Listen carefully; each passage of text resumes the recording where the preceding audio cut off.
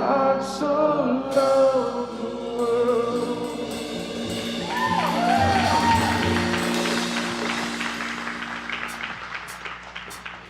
All right, good morning, everybody, and welcome to Life Point Church. You can have a seat this morning. It is great to have all of you with us today. Thank you for being here. And there's some of you that are here for the very, very first time. And if you're here for the very first time, we want to give you a special welcome. In fact, if you're a regular, can we give them a hand for being here?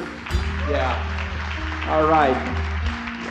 Thank you so much for being here. In fact, there's some cards on the chairs, every other chair. So if you're here visiting with us for the first time, we'd love it if you put whatever information you feel comfortable putting on there. And we want you to know that we do not expect something from you. We have something for you. And so if you'll fill that out and bring that over here and see Quentin or Matt or myself over here after the gathering, we would be glad to give you something just to thank you for being here with us this morning. We also want to welcome all of you that are joining us at the coffee house or joining us online. Thank you all for being with us as well. We're so thankful that you decided to tune in and be with us also. We're going to be collecting the offering later on in the gathering. That'll be done by these doors as you go out. You can do that online as well. You can do that through the app. Multiple ways are the kiosks out there if you would like to support the ministry here at Life Point Church. And this is a special morning. This is a special morning because this is the morning that we celebrate the fact that there are those among us who have placed their trust in Jesus as the full payment for their sin and are wanting to live for Him. And we do that through what we call baptism. And so between the two gatherings, right after this gathering, we're going to be doing that in the atrium out here. And so if you would like to come and see that, we invite you to be a part of that and come and join with us as we celebrate that life change and that significant milestone in these people's lives. What I'd like you to do now is stand up and welcome those folks around you. Tell them you're glad that they are here this morning.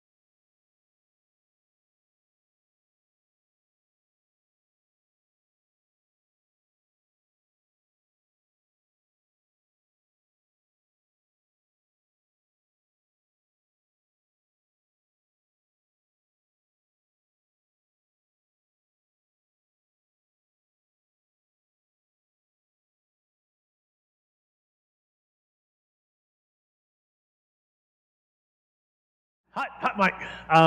Good morning, Life Point. It's good to be with you guys this morning. I want to take a second to talk about kind of something we've been dreaming about for a long time that is taking place.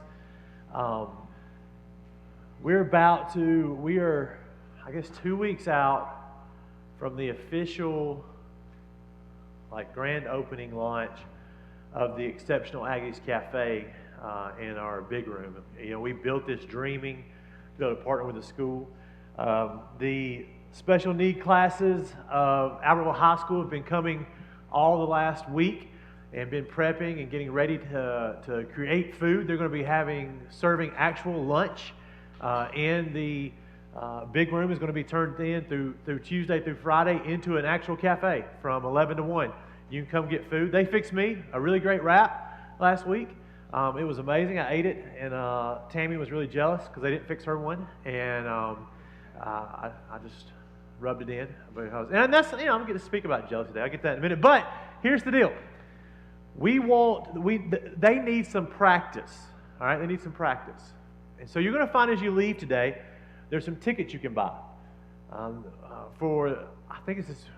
Matt's not even here for me to ask him. I think it's this week coming up. They'll have the date on it. All right, the tickets you can buy, and we would like for you to buy one of those tickets. They're $5. The money's going straight to them. All right, but we want to make sure you get one of those tickets and you come by to have lunch for a soft opening for them because they need to practice. And they asked if we could be some of the people that they would practice with. So if you have any availability, if your schedule allows you to come through lunch from 11 to 1, then we'd love for you to buy one of those tickets, maybe bring somebody with you and come and let them begin to get ready for the grand opening that's going to take place in the Exceptional Aggie Cafe. Now here's what they specifically asked us to tell you guys, which I thought was kind of cool and kind of a cool Life Point story, is they said, hey, look, we know how Life Point is. Everybody's going to go buy a ticket to come even if they can't make it because they think they're giving us money, all right? We know how you guys are. You guys are going to want to buy tickets. They said, please tell them it's more important. The $5 is not the big deal. It's more important that you'll actually be there. So, if you can't be there, then don't get a ticket, all right? But if you can, it's really important that you could figure out how to do that so they can have that practice over this next week and weeks to come so they can get ready for that grand opening. All right, so look at your schedule.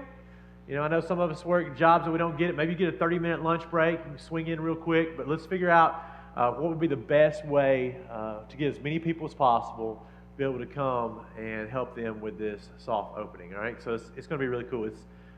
I went back there last week and just the students were so excited. I mean, they're learning job skills and they're excited about what they're doing, and it's fun for them, but it's also helping giving them a future past high school, which is part of what we wanted to do is make sure they had opportunity to actually enter our job forces and work. And sometimes when high school ends, it's a really hard time for kids that have special needs because making that transition is tough, and we're praying that this would make that an easier transition for them and that they wouldn't feel like everything just ends when high school is over. All right, so we're super excited to see that take place. So don't forget when you leave, get those tickets and be a part of that. It's going to be a really cool thing that Life Point gets to be a part of. All right, so you may kind of notice we've flipped the script a little bit this morning, and you'll understand why here in just a few minutes, why we just had one song, and then we're going into the message, and you'll kind of see that become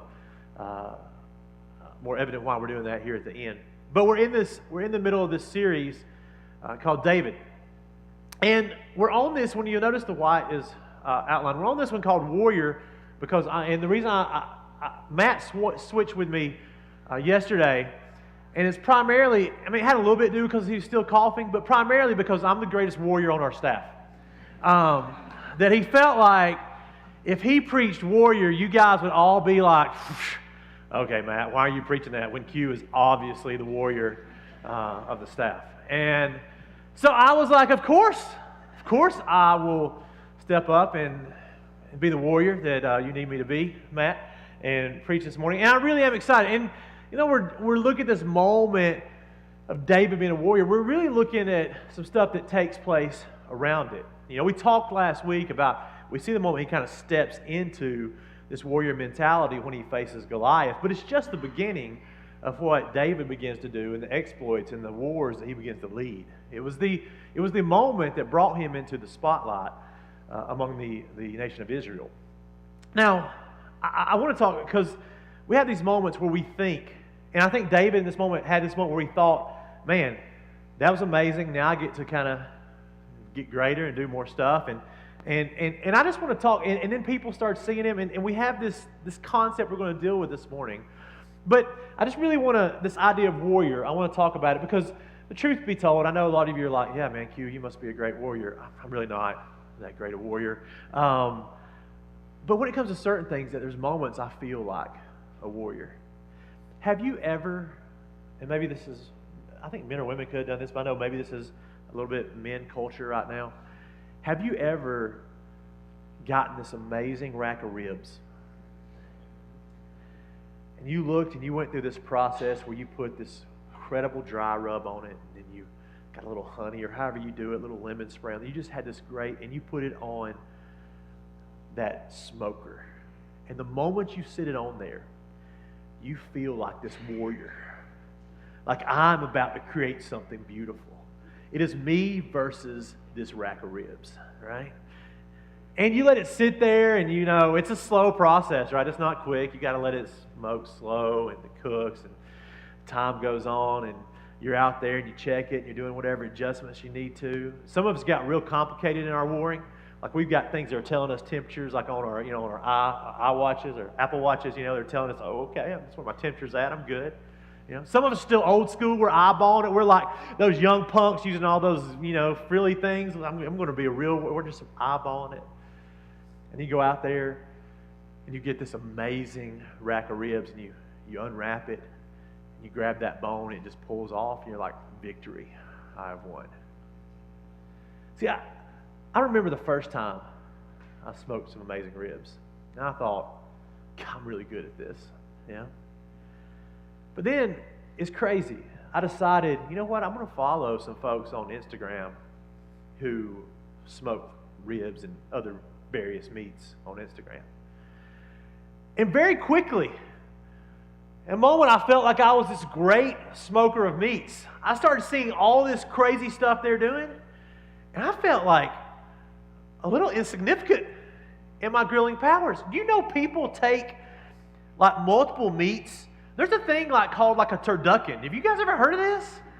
Where they wrap meats and smoke them with cheeses in the middle. I mean, it is this complex thing.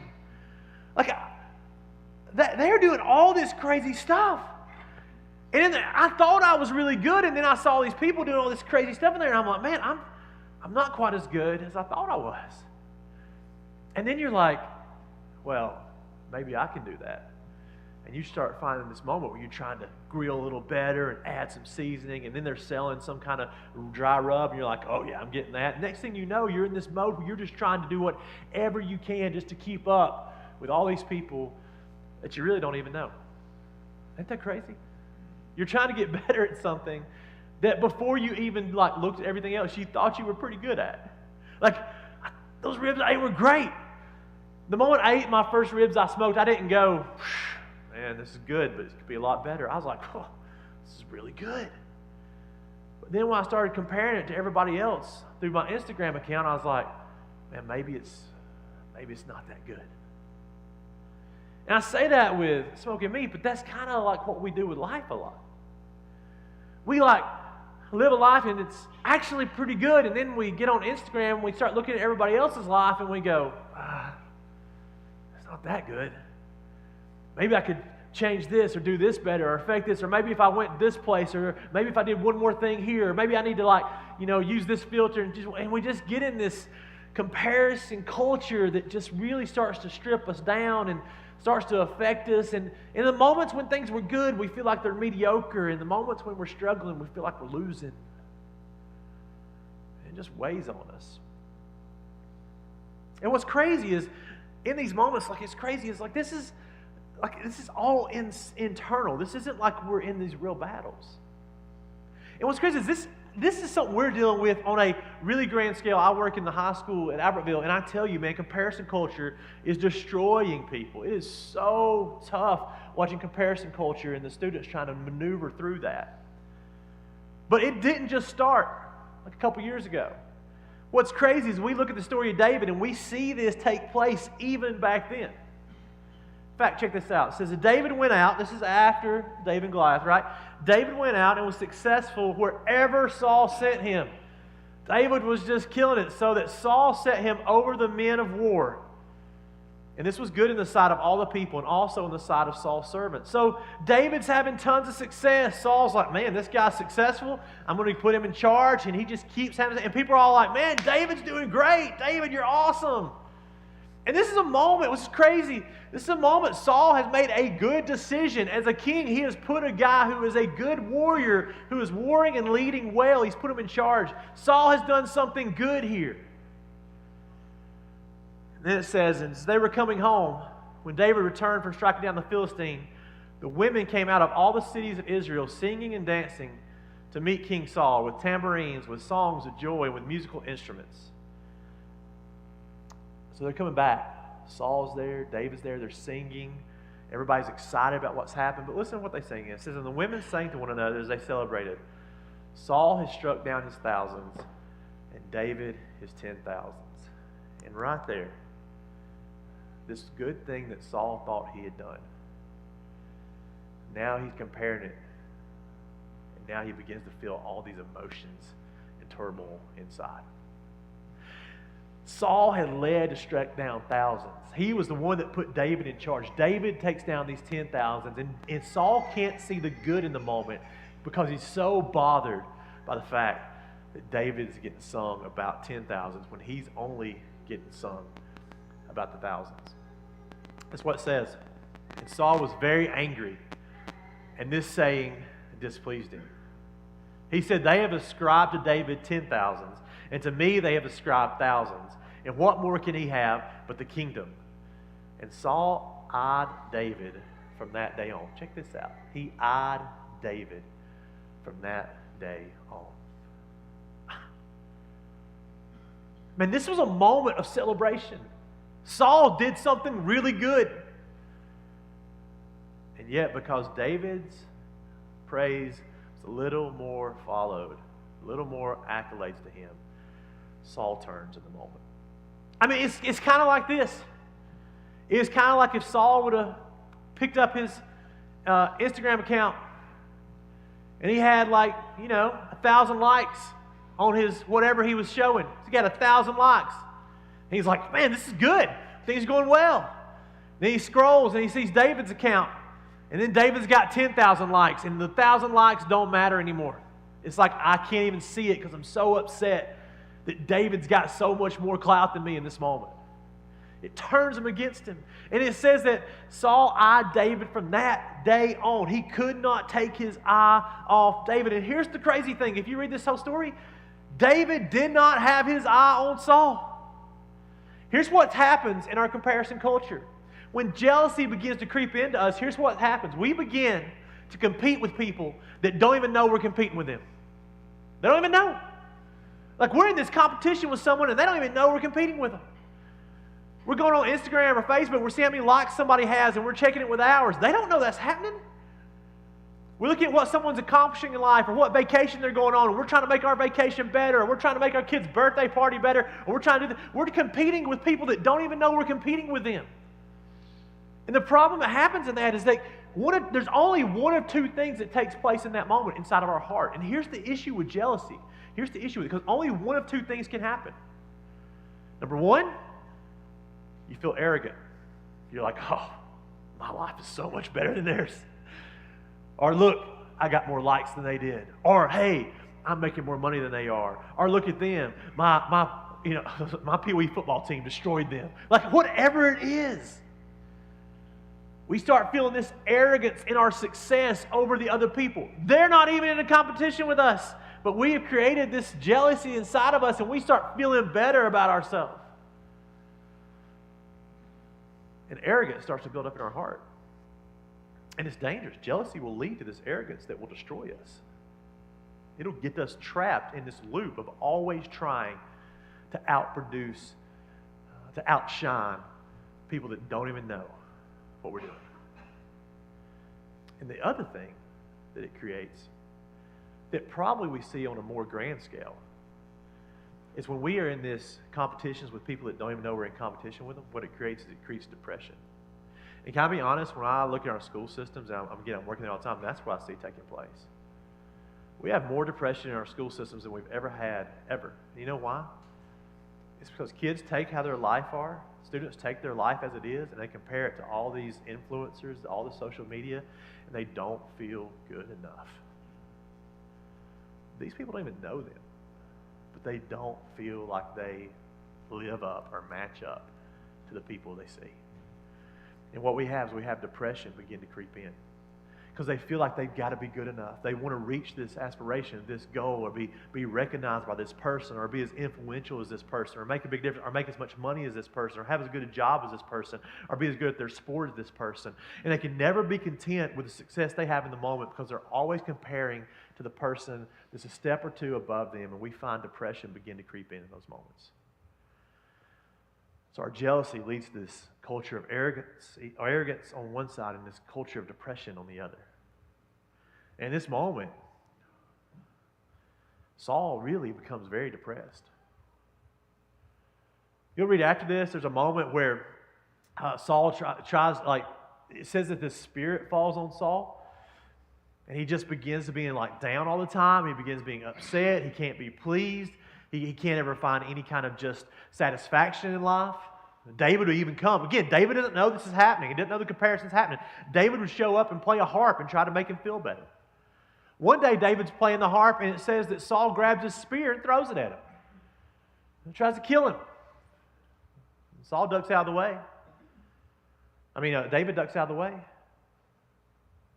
Saul was so consumed with it. He couldn't see the good that was happening in the moment because he was so wrapped up in the comparison game with David. In a game that he could not win. And it was killing him. It goes on to say, a little bit later in the chapter, in verse 14, it says, "And David had success in all his undertakings, for the Lord was with him. And when Saul saw that he had great success, he stood in fearful awe of him. But all Israel and Judah loved David, for he went out and came in before them." Now, this seems really simple, but I just want to point out something interesting here. Number one, you can see the fact that he's in fearful awe of him. I feel like that's what we've had a lot in our comparison culture is people are just in this crazy kind of just awe of these people that are above them, but there's also, it's drenched in the fear that I'm never going to be enough. I'm never going to be good enough for them. I'm never going to make it. I'm never going to live up to those standards. This fearful awe. In fact, what's crazy is David's going to have a son named Solomon, and he's going to write some things later on. And he's going to write this book of the Bible called Ecclesiastes. And in it, he makes this statement about what this pursuit is like. I don't know. I'm sure him and his dad talked some. I don't know if his dad talked about the early days and how Saul was struggling or trying to figure things out. The fact of the matter is Solomon probably just figured this out on his own. But he writes this in Ecclesiastes. He writes how that our pursuits, when we compare our pursuits to other people, our successes, our ambitions, when we compare those to other people and keep trying to get more and more and more, he said it's like this. He said it's like chasing the wind. Isn't that a good picture? It's like chasing the wind. Man, have you ever just felt like life is like chasing the wind? Just you're trying to catch it. You're trying just one more thing. If you can just get one more one more level or one more win or one more raise or one more success. If your kids can just do one more thing, then you feel like that would be it. But every time you get there and you think you got a hold on life of where you want it to be, you find yourself in the same place. That word picture is so, so strong. Chasing the wind.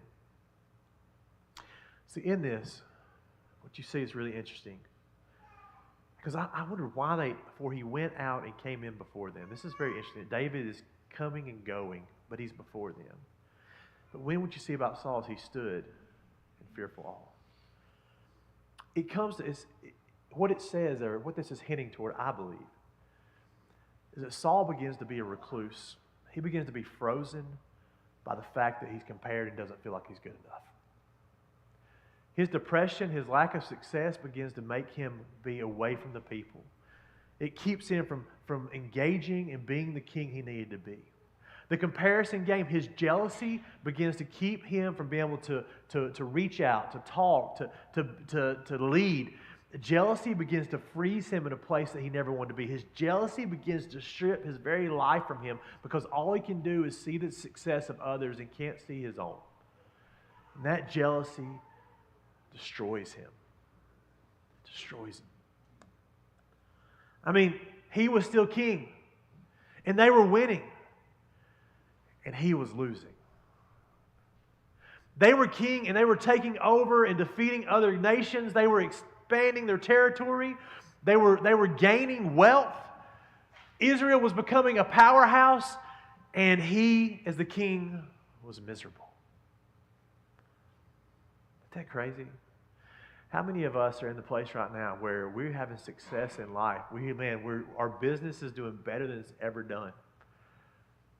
You know, the company we're working with is experiencing a lot of success. We've maybe been moved up in a job, or maybe we got a new job that we're really liking, or maybe your family is doing well, or your kid's playing a sport, or maybe you got some new friends, or it's a relationship. And life is really, if you looked at it, life is really as good as it's ever been. Like, this is a place where, like, it's really, if you compared it to the past, it is in a better place. And yet, because we are stuck in this mode of jealousy, we're sitting in the middle of it, and we're miserable. Ain't that crazy? Ain't it crazy how we can compare ourselves to one thing, and we can go home and we can be so down for a week when all the amazing things that our family's involved in and that the Lord has given us, the blessings He's given us, are sitting all around us. And we can be stuck and miserable. That's what happened to Saul. You know, I want to read this because I don't want to misquote it. I found this. But Solomon goes on, and he writes in Proverbs, he writes this. He says, a heart at peace gives life to the body, but envy rots the bones. A heart at peace gives life to the body, but envy or jealousy rots the bones. This is what was happening to Saul. He was getting rotten from the inside out.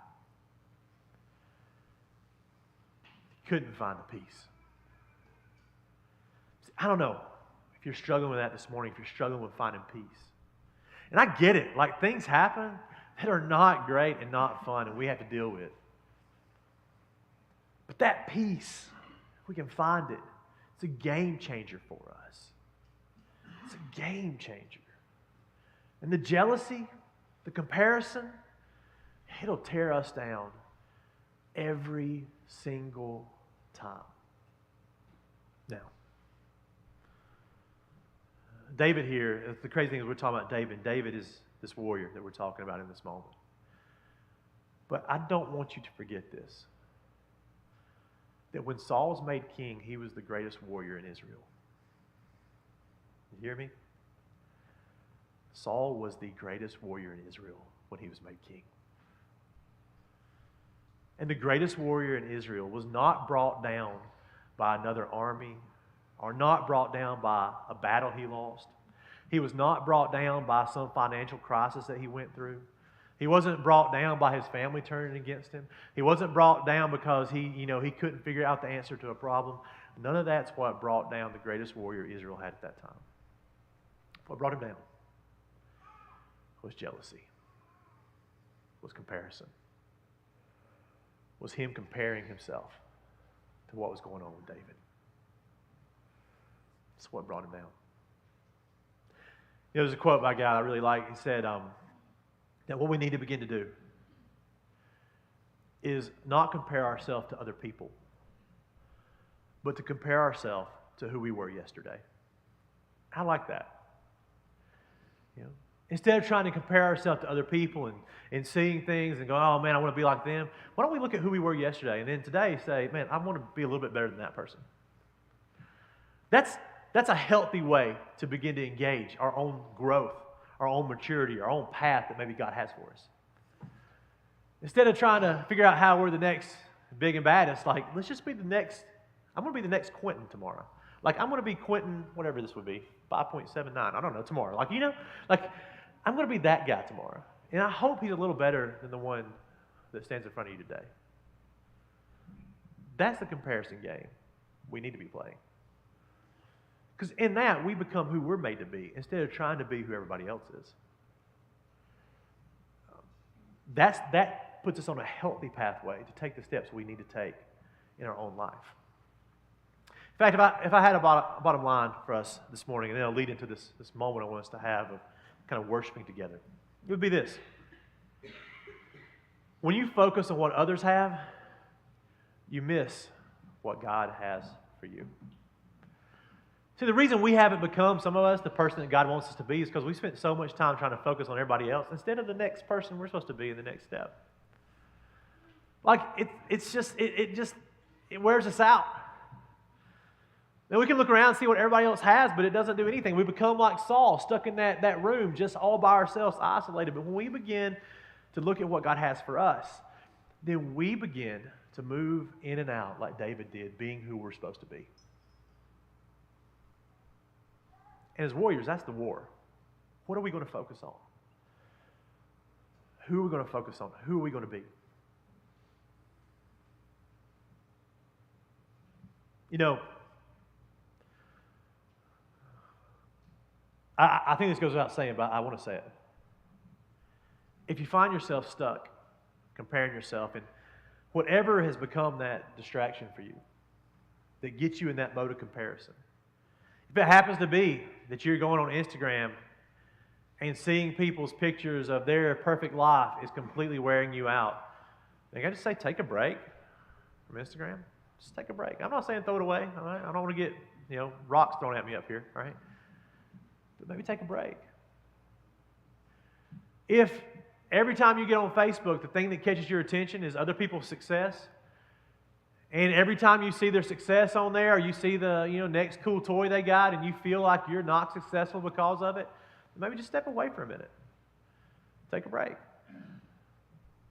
Maybe it's a magazine. Maybe it's a magazine you're subscribed to. It comes in, and you look at it, and all the success happening there, and it just keeps wearing you out. Maybe it's a group that you meet with, and every time you go meet with them, you hear all their success stories, and internally you're just like, I'm a loser, I'm never going to be. I don't know what it is, but if there's something that's keeping you trapped in that spot where you are focused on what others have instead of focusing on what God's will is for you, if you can identify what that thing might be, then just simply take a break from it.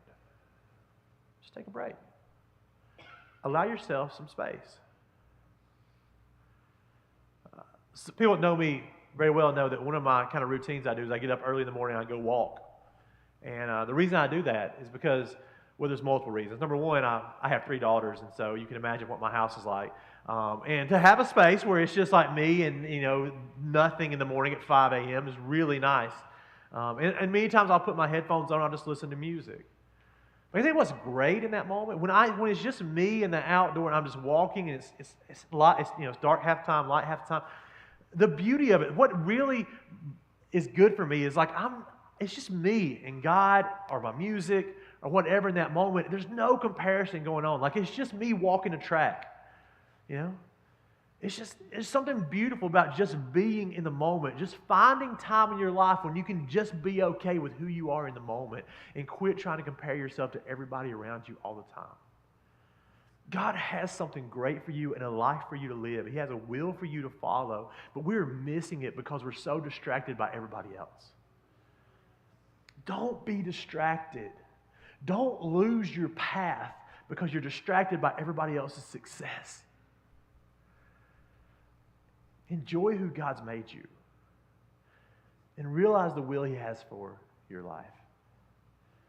Now, that's not always easy, right?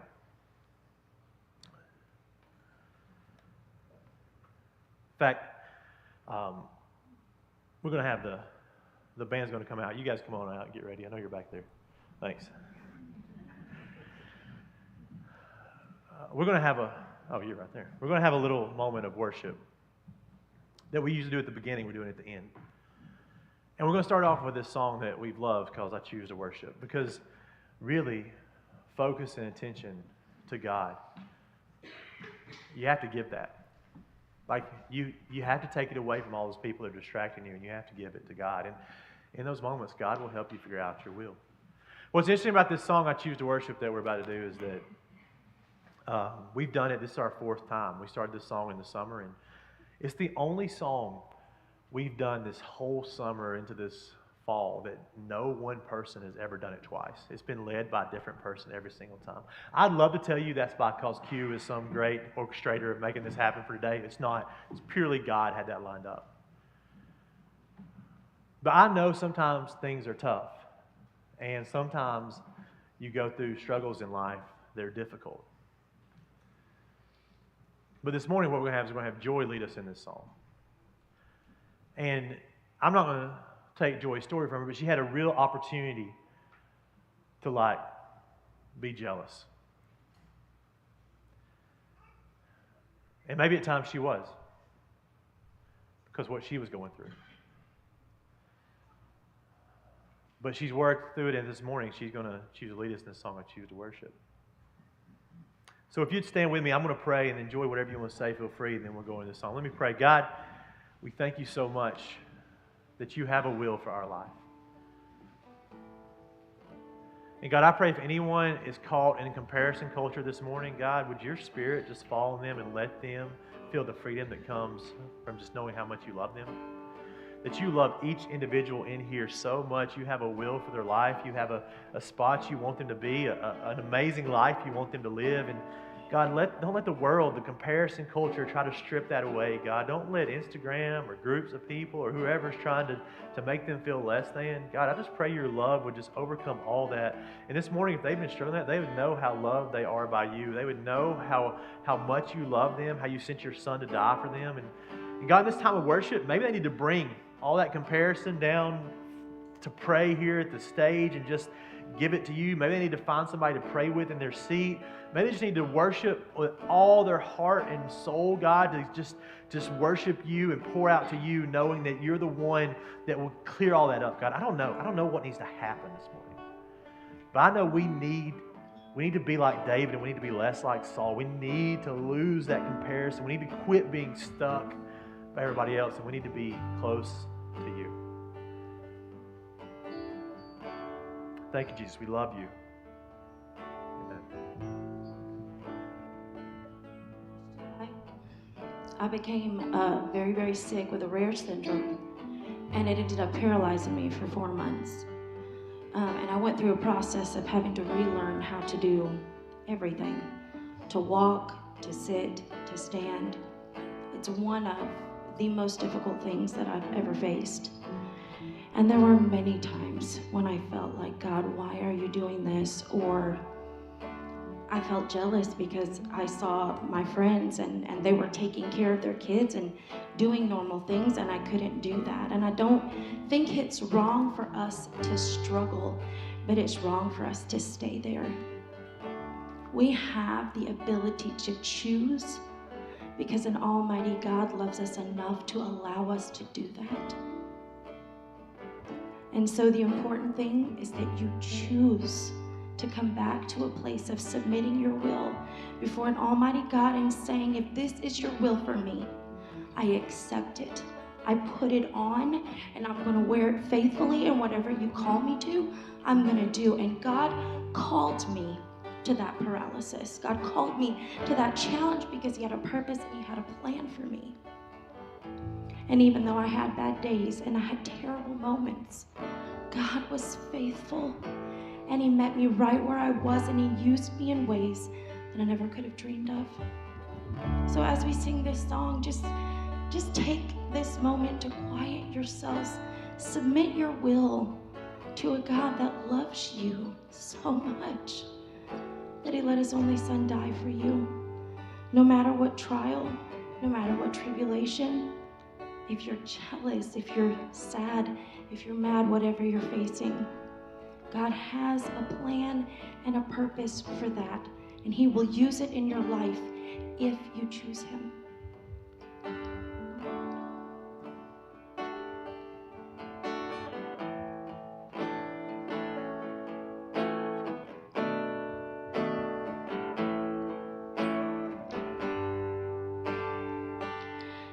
choose to worship. I choose to bow. Though there's pain in the offering, I'll lay it down. Here in the conflict, when doubt surrounds, though my soul is unraveling, I choose you now. I will praise you through the fire, through the storm and through the flood. There is nothing that could ever steal my soul. In the valley, you are worthy. You are good when life is not. You will always forever be my soul. I build my altar right here and now. In the midst of the darkest night, it won't burn out. For you are perfect, no matter what. In the joy of the suffering, I sing it loud. I will praise you through the fire, through the storm and through the flood. There is nothing that could ever steal my soul. In the valley, you are worthy. You are good when life is not. You will always and forever be my soul. When the enemy says I'm done, I lift my praises. When my world comes crashing down, I lift my praises high. Till the darkness turns to dawn, I lift my praises. I choose to worship. I choose you now. When the enemy says I'm good, I lift my praises. When the world comes crashing down, I lift my praises high. Till the darkness turns to dawn, I lift my praises. I choose to worship. I choose you now. I choose to worship. I choose you now. I will praise you through the fire, through the storm and through the flood. There is nothing that could ever steal my soul. In the valley, you are worthy. You are good when life is not. You will always and forever be my soul. When the enemy says I'm done, I lift my praises. When my world comes crashing down, I lift my praises high. Till the darkness turns to dawn, I lift my praises. I choose to worship. I choose you now. I choose to worship. I choose you now.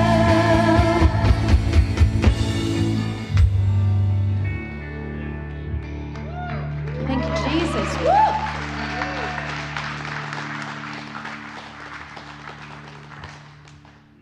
God, I know there are times where we feel absolutely inadequate. We come up short, and there are times where we chase things that we think will make the difference or make us good enough. But the truth of the matter is, I'm not good enough. and nothing that I can have or accomplish or be will ever make me good enough. Because your word says we have all fallen short. And the thing that gives me comfort is the fact that when I was at my worst, you still brought me to you. You picked me up, and through shed blood of your son made me good enough so nothing that I could do or have bridges it, but you do. So when there are times that I feel like I'm not good enough, help me remember that because of you, I am.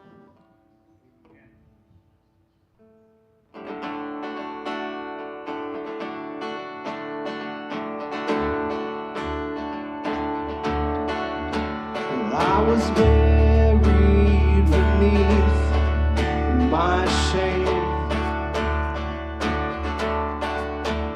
Who could carry that kind of weight?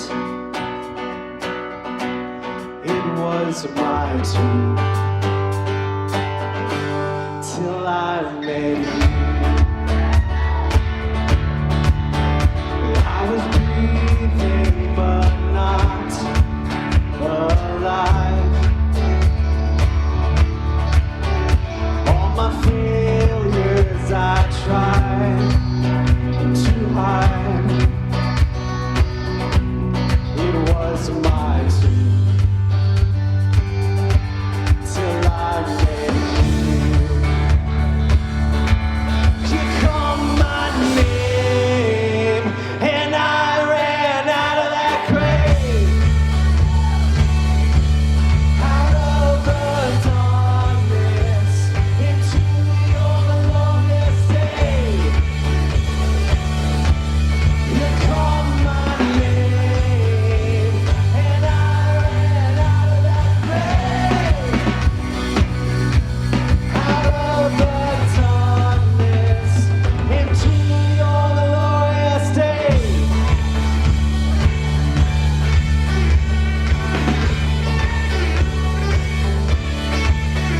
Now your mercy has saved my soul. Now your freedom is all that I know.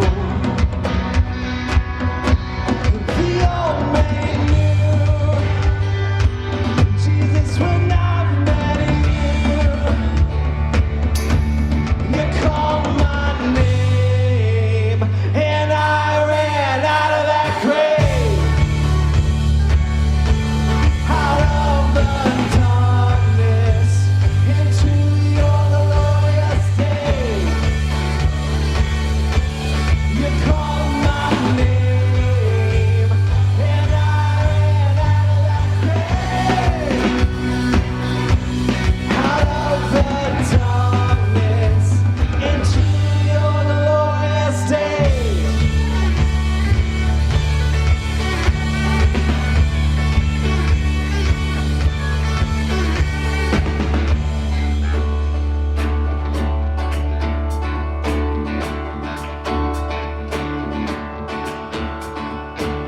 I needed rescue, my sin was heavy, but chains break at the weight of your glory. I needed shelter, I was an orphan, but you called me a citizen of heaven. When I was broken, you were my healing.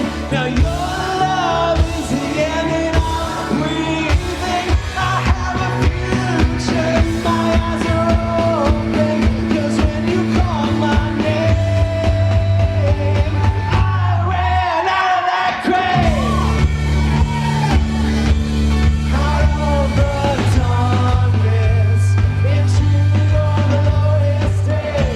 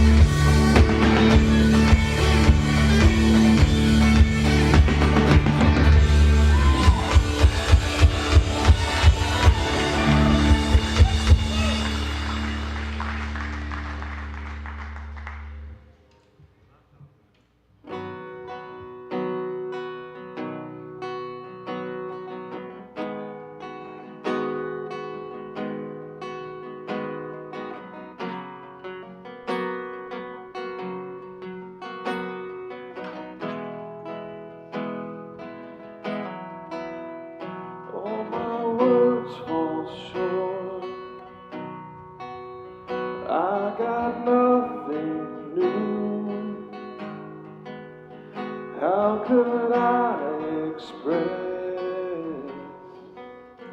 all my gratitude? I could sing these songs like I often do, but every song must end, and you never do.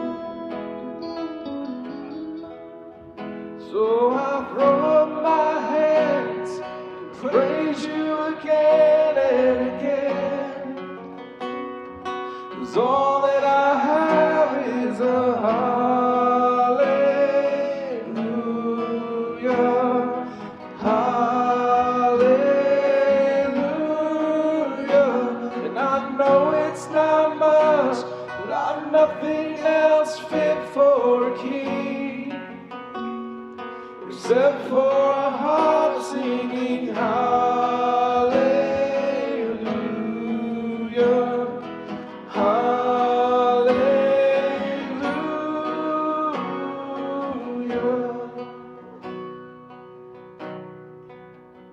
I've got one response, I've got just one, with my arms stretched wide, and I will worship you. So I throw up my hands, praise you again and again, 'cause all that I have is a hallelujah, hallelujah. And I know it's not much, but I've nothing else fit for a king except for a heart singing hallelujah,